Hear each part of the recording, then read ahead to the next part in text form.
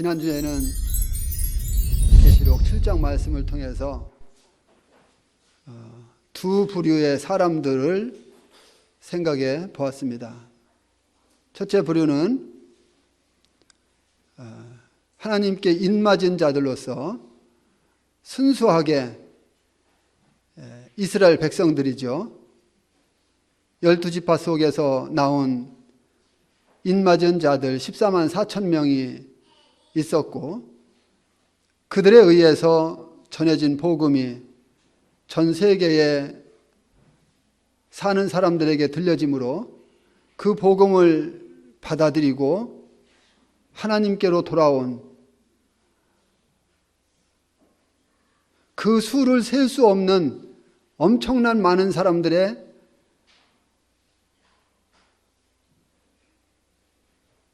그리스도인들이 바로 하나님께로 돌아오는, 이것은 이방 민족이라고 말씀하고 있습니다. 이와 같은 놀라운 사실을 지난 7장 말씀에서 보았습니다. 이제 마지막으로 8장 1절에서 일곱째 인이 떼어지는 이와 같은 말씀을 볼 수가 있습니다. 여기 보면 일곱째 인은 엄청난 심판이 이제 시작되기 직전을 이야기하고 있는 것을 보게 됩니다. 그러니까 일곱째 인이 끝나면서 다시 일곱 나팔이 시작되는데, 그 일곱 나팔의 첫 번째 나팔이 불기 직전, 이때를 지금 이야기하고 있는데, 이때는 참으로 사람들에게 그때가 너무나 고요하기 때문에 공포심을 가져다주는 이와 같은 때다 하는 것을 성경은 말씀해 주고 있는 것을 보게 됩니다.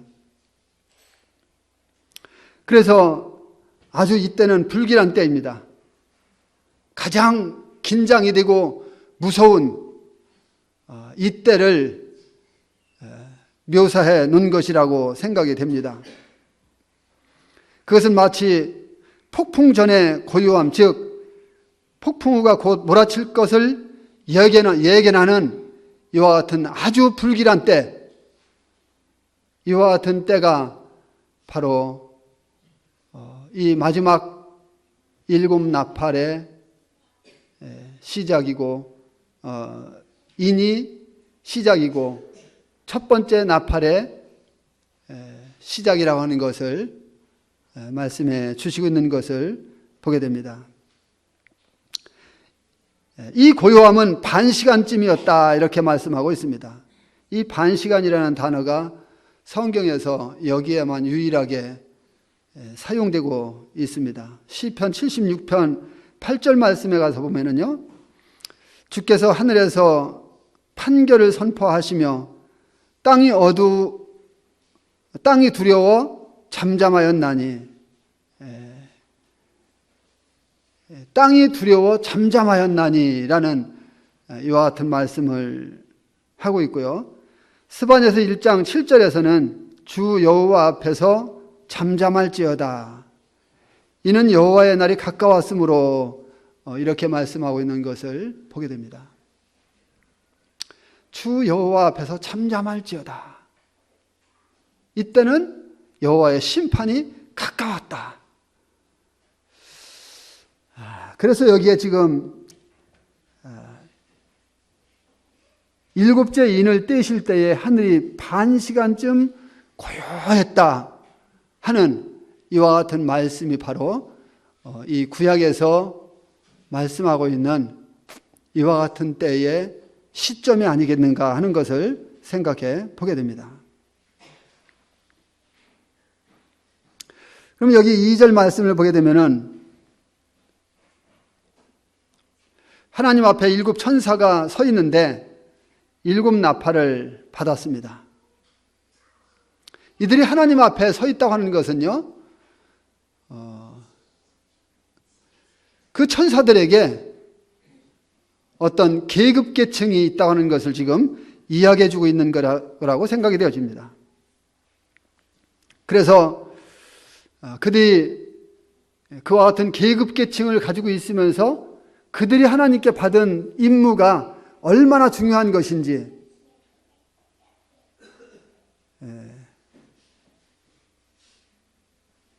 그 임무의 중요성을 또한 여기에서 이야기해 주고 있다. 하나님 앞에 서 있는 이 일곱 천사, 특히 하나님의 보좌에 가까이 서 있는 이 일곱 천사, 이 천사들은 천사들 가운데에서도 천사들이 다 똑같은 것이 아니잖아요. 천사들 가운데에서도 계급적인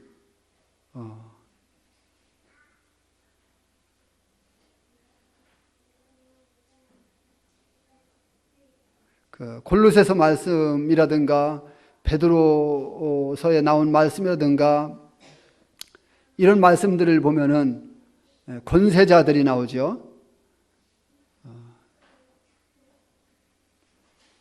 천사들, 권세자들 이런 표현들이 나오잖아요.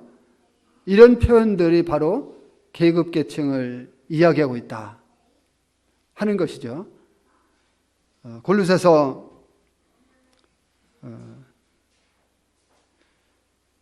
1장 16절 그리고 베드로전서 3장 22절 이와 같은 말씀들에서 말씀해 주고 있는 것을 볼 수가 있습니다. 나중에 찾아볼 수 있으면 좋겠습니다. 그리고 누가복음 1장 19절에서 또 우리가 잘 아는 대로 가브리엘 천사가 나오잖아요. 거기에 보면은 천사가 뭐라고 합니까? 사가랴에게 나는 하나님 앞에 서 있는 가브리엘이다. 이렇게 말하고 있습니다. 하나님 앞에 서 있는 가브리엘이다. 가브리엘은요, 좋은 소식을 전하는 천사잖아요. 그래서 하나님 앞에 서 있으면서 가브리엘이 좋은 소식을 전할 때는 꼭 가브리엘이 나타나는 것을 볼 수가 있어요.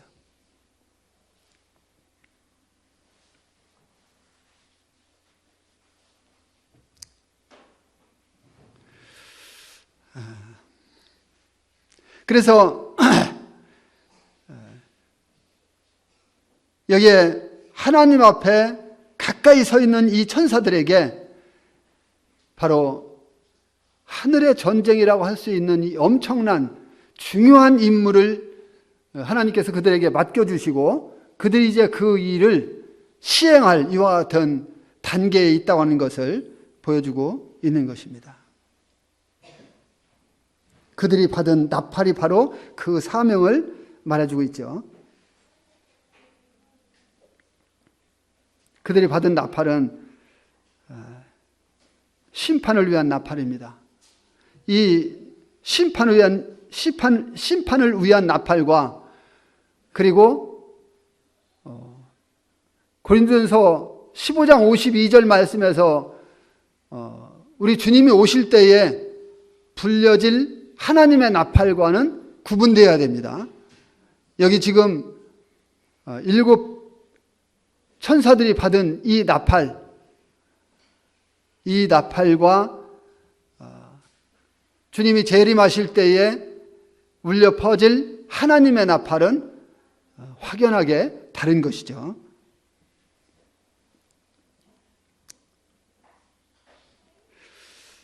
계시록 8장 3절로 4절 말씀을 여기 보게 되면은 여기에 말하고 있는 이 천사는 흔히 주 예수님을 의미한다고 알려져 있습니다. 구약은 우리 주님을 여호와의 천사라고 불리고 있는 것을 볼 수가 있는데요. 그런 말씀들 중에는 창세기 16장 13절, 31장 11절, 13절, 호세아 12장 3절, 4절 말씀들을 찾아보게 되면은 이와 같은 말씀 속에서 바로 우리 주님을 그렇게 호칭하고 있는 것을 볼 수가 있습니다. 그래서 여기 3절에 보게 되면은 또 다른 천사가 제단 곁에 서 있는 것을 보게 됩니다. 천사의 손에서 요한은 뭐를 봤습니까? 금향로를 봤습니다. 이것은 성막과 성전일에 봉사할 때 쓰는 이와 같은 그릇이죠. 이 향로는 향을 성소로 가져가는데 사용되기도 하고요. 피운 불을 놋단에서 금단으로 옮겨갈 때에 사용되기도 했습니다. 그리고 제사장은 금단에 이르러 이 불씨에 한 줌의 향을 올려놓고 태우는 이와 같은 일들을 했던 것을 보게 됩니다. 3절에 보면 천사가 자신이 받은 향을 성도들의 기도에 더해주는 것을 볼 수가 있습니다. 그래서 성도들의 기도는 그리스도의 향기로 인해서 어떻게 됩니까? 하나님께 연락이 되는 이런 모습을 보게 됩니다. 모든 성도의 기도는 주 예수님을 통하여 하나님 아버지께 상달이 됩니다. 그리고 주 예수님은 그들의 기도와 함께 많은 향연을 아버지께로 가져가십니다. 그러면 여기에 언급된 성도들의 기도의 내용이 무엇일까요? 성도들이 기도를 했는데 이 기도의 내용이 무엇일까요? 이 기도의 내용은 바로 그 7년대 환난 가운데에서 그들이 겪었던 엄청난 일들 속에 그 원수들을 심판해달라고 하는 이와 같은 호소의 기도의 내용이라고 하는 것입니다.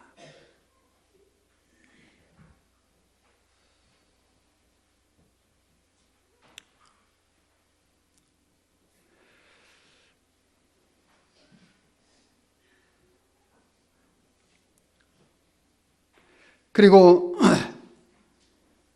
여기 기도가 원수들을 심판해 주기를 하나님께 구하는 이와 같은 기도이지만 주 예수님을 통해서 하나님께 그 기도가 상달된다고 하는 것은 동일합니다. 이 시대에도 마찬가지고 그 시대에도 마찬가지고 동일하게 그렇게 되는 것이죠. 8장 5절을 보게 되면 빈 향로를 가진 천사가 놋제단으로 갑니다. 거기에 돌아가서 그 단의 불을 향로에 채우고 그 불을 땅에 쏟는 것을 보게 되죠. 이것이 무엇입니까? 이것은 죄에 대한 하나님의 진노를 이야기해 주고 있는 것이죠. 바로 이 불은 어디에서 타올랐습니까? 놋제단입니다. 그래서 이 불은 주님이 자신을 희생한 그 제단에 들이셨을 때에 어디에서? 갈보리에서 담당하신 그 심판이 바로 이제는 예수 그리스도의 희생적인 이와 같은 사랑을 거절한 모든 사람들에게 쏟아 부어질 차례입니다. 그것이 쏟아져 부어지면은 엄청난 심판이 그들에게 시작되는 것을 보게 됩니다.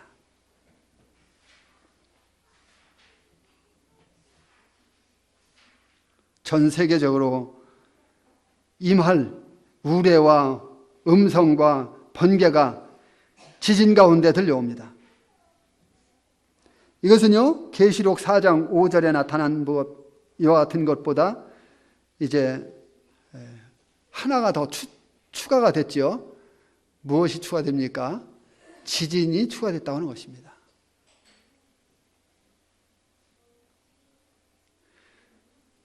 그리고 계시록 11장 19절 말씀 가서 보게 되면은 일곱째 나팔에서는 큰 우박이 또 하나 추가되어서 땅에 있는 자들에게 엄청난 공포심과 죽음을 가져다 주는 이와 같은 일이 발생하는 것을 볼 수가 있습니다.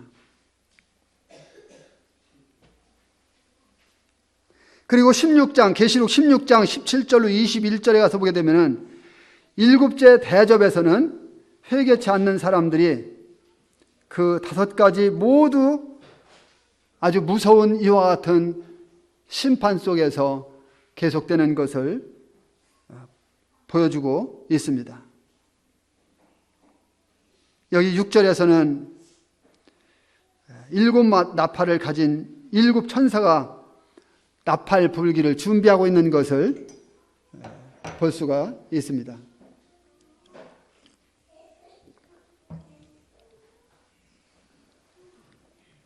일곱 나팔의 심판은 그리스도께서 지상에서 강림하셔서 이제 주님의 원수들을 멸하시고 주님의 왕국을 세우시는 이와 같은 과정으로 우리에게 인도해 가는 것을 볼 수가 있죠.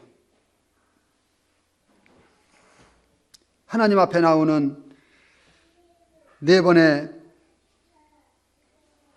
이와 같은 심판, 이와 같은 심판은 인간의 자연 환경에 치명적인 영향을 미치는 이와 같은 심판입니다. 그러나 뒤에 또 3번 나오는 나팔의 심판이 있는데 이 나팔의 심판은 자연 환경이 아닌 이제 인간들에게 치명적인 이와 같은 치명적인 것을 가하는 이와 같은 심판이라고 하는 것을 볼 수가 있습니다. 7절 한번 말씀을 보게 되면요. 우리 7절 말씀을 한번 읽어볼게요.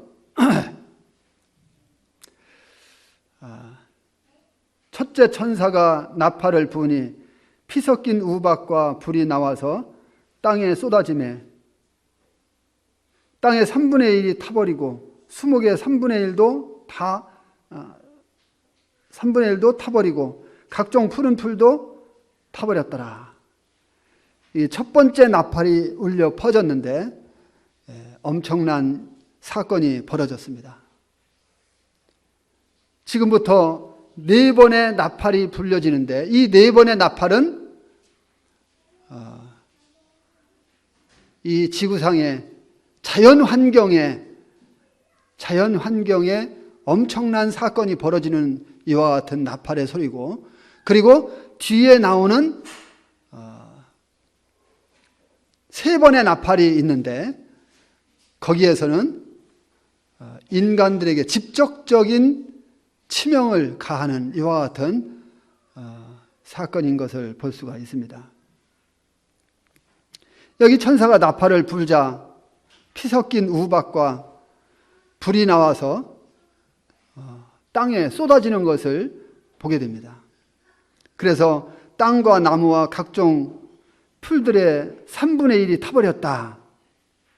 이렇게 말씀해 주고 있는 것을 볼 수가 있습니다. 그런데 이것을 볼 때에 어디 말씀이 생각납니까? 출애굽기 말씀이 생각나죠. 과거에 출애굽에서도 이와 같은 일들이 있었죠. 하나님께서 이스라엘 백성들을 하나님을 섬기게 하기 위해서 바로한테 보내라고 했는데 바로가 듣지 않으니까 이제 하나님께서 바로에게 재앙을 내리시죠.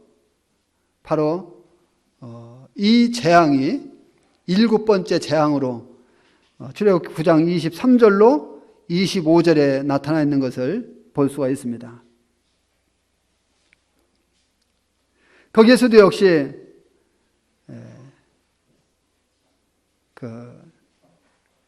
우박과 불덩이가 애굽 사람들이 사는 전역에 떨어짐으로 인해서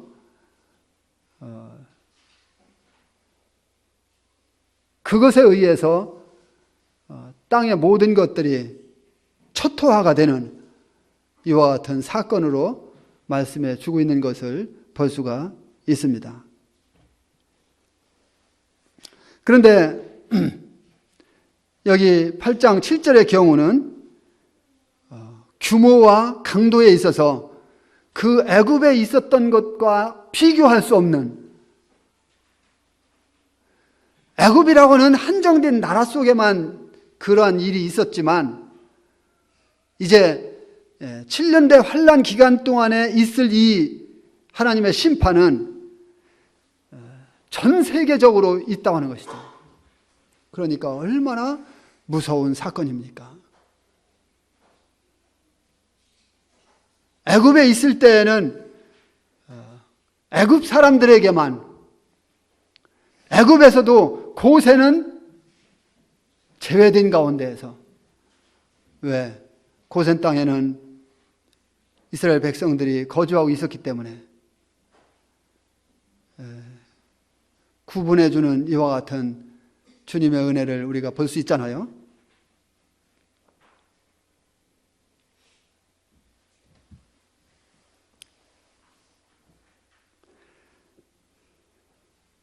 그러나 여기 이 환난 시대에는 땅과 그리고 수목과 풀과 채소의 3분의 1이 다 타버리는 이와 같은 사건인 것입니다.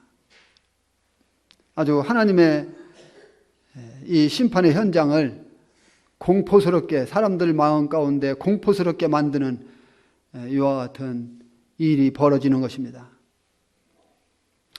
이것은 사람들이 살아가는 데 있어서 꼭 필요한 것들이잖아요. 채소도, 나무도, 모든 푸른 풀도 사람들이 살아가는 데 있어서 꼭 필요한 것들입니다. 그런데 그런 것들에게 내려진 것입니다. 자, 사람들이 살아가는 데 꼭 필요하다면은 이와 같은 것이 왜 필요했을까요? 물론 채소 같은 것은 식량으로 사람들이 먹고 사는데 필요한 것이지만 나무나 풀 같은 건 어때요? 나무나 풀은 없어도 되지 않느냐? 저는 그렇게 생각하지 않습니다. 나무가 없어지면은 무엇이 줄어요? 산소가 부족 현상이 오잖아요. 엄청난 일들이 벌어지는 거예요. 나무가 없어지면은 나뭇잎에서 산소를 계속 만들어주는데, 자, 그러면은 사람들이 어떨까요? 산소 부족 현상으로 머리도 아프고 여러 가지 또 갖가지 병들이 올 거예요. 숨을 제대로 못 쓸 거니까 숨을 쉬어도 가쁘고, 이와 같은 일들이 벌어진다고 하는 것입니다.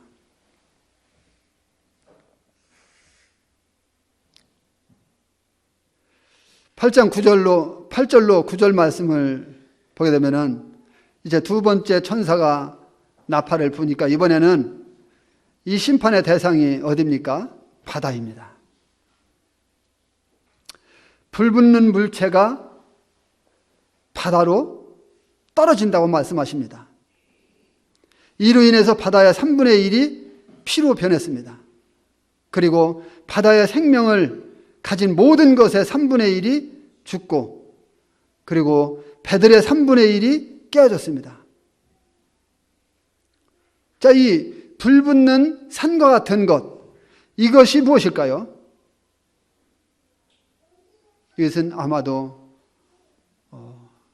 지구 대기권 밖에 있는 어떤 행성이 아닐까 생각합니다.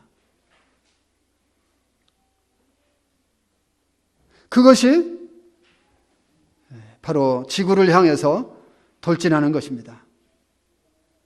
그때 그 대기권에서 마찰되면서 어떤 현상이 일어납니까? 열이 발생하죠. 열이 발생하면서 이제 불덩이로 변하는 것입니다. 이 불붙는 산과 같은 것이라 했을 때 이것은 실제 산이 아니다. 산과 같은 것이라고 했죠. 그래서 대기권 밖에 있던 어떤 행성, 어떤 사람은요, 성경학자들 중에는 이것을 해성이라고 말합니다. 해성일 것이다. 실제 그럴지 안 그럴지는 모릅니다. 불붙는 산과 같은 것이라고 했기 때문에 분명히 어떤 물체가 불붙은 가운데서 떨어지는데 다행히 지구로 돌진하지만 그것이 육지에 떨어지지 않고 바다입니다.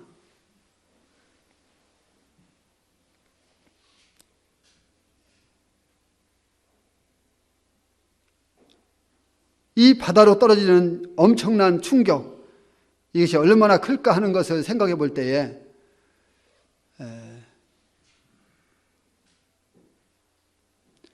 오늘날 우리가 핵을 두려워하잖아요. 핵폭탄을 두려워하는데 물론 우리가 일본 히로시마에 떨어진 핵과 나가사키에 떨어진 핵에 대해서 배워서 잘들 알고 있습니다만은 저는 그것과 비교할 수 없는 엄청난 위력을 그 불붙는 산과 같은 것이 떨어짐으로 인해서 나타날 것이다. 왜 그렇습니까? 실제로 성경은 말씀하시기를 바다에 생명 있는 3분의 1이 다 죽어버리고, 그렇죠? 그리고 바다에 배들의 3분의 1이 파산돼 버리고, 그리고 바다의 3분의 1이 피가 되는 이와 같은 말씀을 하고 있기 때문에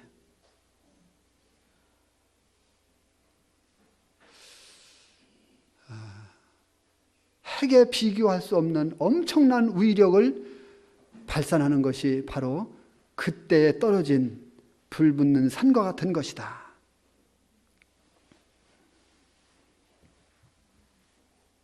자, 이렇게 되면 이제 어떻게 됩니까? 인간들이 바다를 통해서 먹고 사는 문제가 엄청난 식량 공급원이 되죠. 배들이 3분의 1이 파산됐다고 하는 것은 배를 통해서 수송되는 교통수단이 줄어드는 것이죠. 또 고기가 3분의 1이 줄었으니까, 어선들이 3분의 1이 깨어졌으니까 어떤 현상이 일어납니까? 사람들이 먹고 살 수 있는, 바다에서 먹고 살 수 있는 것이 그만큼 적어진 것입니다. 이와 같은 일이 언제 일어난다고요? 7년대 환란 기간 동안에. 이 7년대 환란 기간은요, 이 기간은 멀리 있는 게 아니에요. 7년대 환란이라니까 멀리 있는 것 같으죠? 아니에요. 주님이 뭐라고 말씀하셨어요? 내가 도적같이 오겠다. 도적같이 오겠다 했어요. 도적은요, 아무도 모르는 사이에 갑니다. 도적이 나 언제 몇 시에, 몇 월 며칠 날 몇 시에 갈 테니까 준비하고 있어, 이렇게 예고하지 않잖아요. 주님이 도적같이 오겠대요. 그 주님은 오늘 저녁에 오실 수도 있고,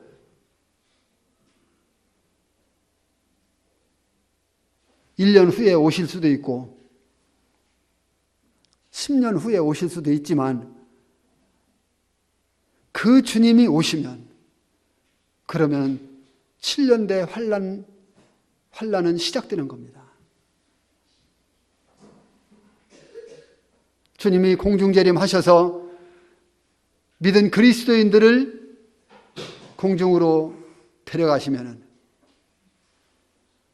그러면은 7년대 환란은 시작되는 거예요. 그리고 계시록 8장 10절로 11절 말씀에서 보게 되면은, 이제 셋째 천사의 나팔 소리가 울려 퍼지자 쑥이라고 불리는 큰 별이 하늘에서 떨어집니다. 이번에는 심판의 대상이 사람들의 식수를 공급해주는 수원지입니다. 엄청난 사건이 이제 또다시 벌어집니다. 물 3분의 1이 쓴물이 되고 그래서 마실 수가 없습니다. 이 물을 먹는 사람은 누구나 죽게 됩니다. 그 물은 쓴물이다. 그리고 그 물을 먹으면 사람이 죽는다. 이렇게 말씀하는 것으로 보아서 이 물의 성분이 바로 독성을 띠고 있는 것이다. 이 생각이 됩니다. 그렇지 않고서야 왜 그 물을 먹으면 죽겠습니까? 그 물이 독성을 가지고 있기 때문에 그 물을 먹는 사람은 죽는 것입니다.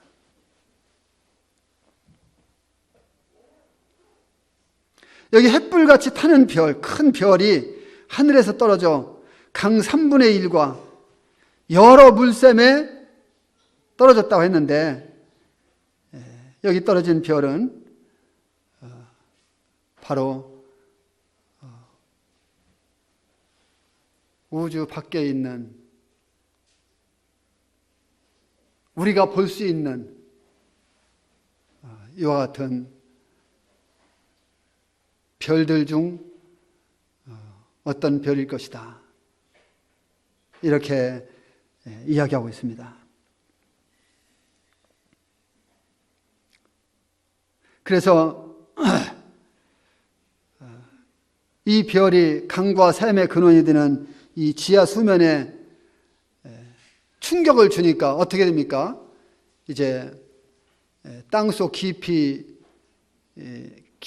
있던 그 물줄기 있잖아요. 물줄기가 파괴되면서 터져나오게 되고 그 줄기가 파괴되면서 오염이 되게 되고 제가 어제 인도네시아에 얼마 전에 있었던 지진과 관련해서요.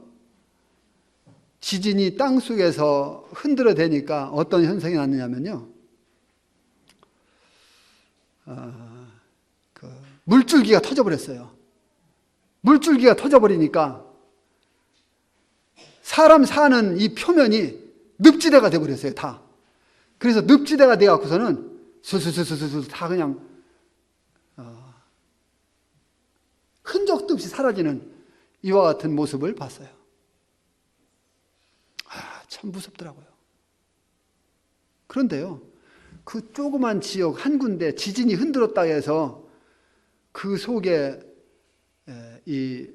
그 물줄기가 터지면서 거기에 완전히 그 늪지대가 돼버리면서 사람들이요, 그냥 그 자리가 그냥 무덤이 돼버렸대요. 도시인데.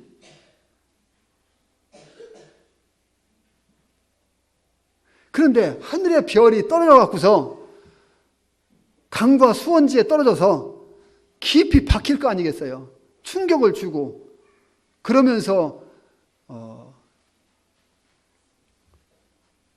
지하로 뚫려 있는 이 물줄기가 수원지가 바로 오염이 되고 그것이 터져나오고 어떤 현상이 이루어질지를 한번 상상해 보면은 정말 끔찍해요.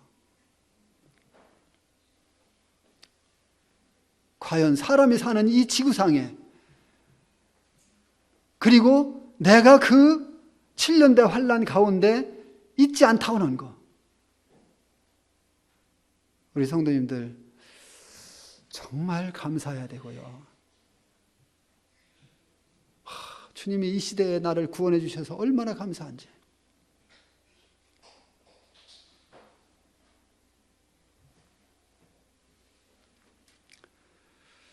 (12절) 말씀 보면 이제 넷째 천사가 나팔을 부는데요, 나팔을 부는 동시에 해와 달과 별들의 3분의 1이 타격을 받았습니다. 자, 그러니까 어떻게 돼요? 해와 달과 별들이 타격을 받으니까 낮이 이렇게 환해야 되는데 어떻게 됩니까? 상대적으로 낮이 캄캄해지는 거예요. 밤은 어떻습니까? 달과 별들의 3분의 1이 타격을 받으니까 해를 반사해서 밤을 환하게 비춰줘야 되는데 밤이 또 역시 캄캄해지는 거예요. 암흑시대가 되는 거죠. 자, 이와 같은 비슷한 사건이 또 어디에 있었어요? 애굽에 또 있었죠. 애굽에서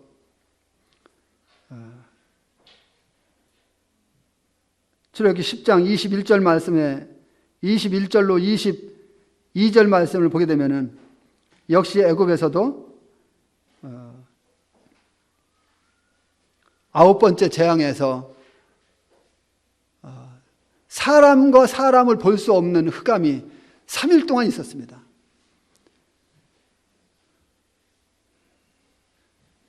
그래서 애굽 사람들은 3일 동안 집 밖에도 안 나가고 잠자리에서도 일어나지 않고, 그런데 고센은 어때요?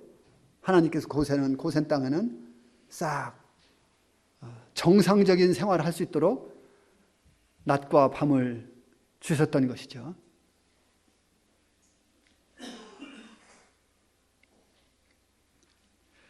여기 계시록 8장 13절을 보면은 공중에 날아가는 독수리가 이제 땅에 거하는 자들에게 화가 있다고 3번 큰 소리로 외칩니다. 화가 땅에 거하는 자들에게 있을 것이다. 독수리가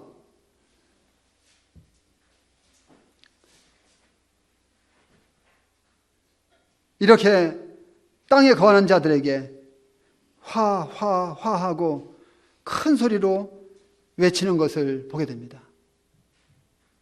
자, 왜 3번이나 화라 했을까요? 그것은 뒤에 나오는 3번의 나팔이 얼마나 큰 재앙을 가져오는지에 대해서, 그것은 사람들에게 직접적인 영향을 끼치는 이와 같은 심판인데, 그 심판의 강도가 어떨 것인지 그것을 이야기해주고 있는 것이죠. 사람들에게 그때 얼마나 두려운 심판일지 이와 같은 소리로 알립니다. 화가 땅에 거하는 자들에게 있을 것이다. 이 땅에 거하는 자들이 누구를 말합니까? 이들에 대해서는 계시록 3장 10절, 6장 10절 이와 같은 데서 말씀을 드렸습니다. 또 본문 말씀에서 다시 언급하고 있는데, 이들은 바로 자신들의 의도적인 선택으로, 그들이 의도적인 선택으로 뭘 택했습니까? 짐승을 택했습니다.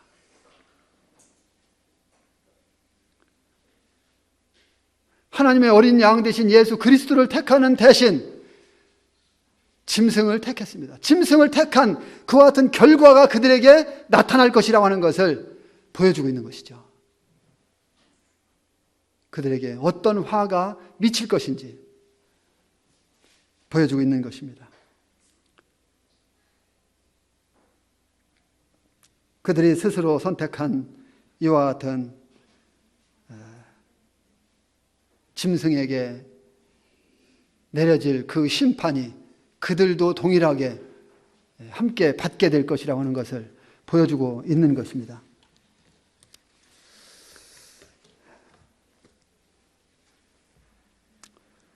우리는 계시록 말씀을 지금 계속해서 함께 살펴보고 있습니다.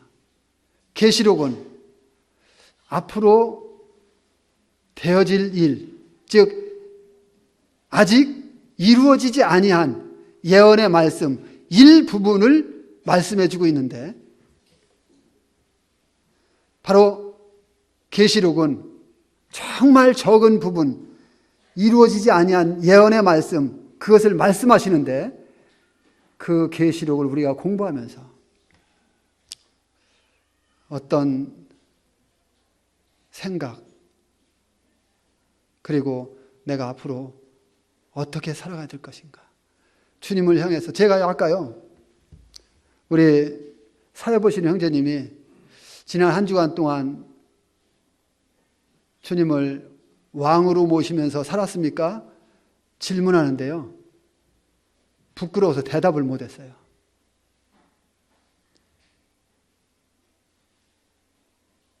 정말 내가 주님을 왕으로 모시면서 산다면 내 삶은 100% 바뀌어야 돼요. 그런데 내 삶을 보면은 내가 주님을 왕으로 모시면서 살았다고 내 입으로 장담할 만큼 그렇게 못 살았더라고요.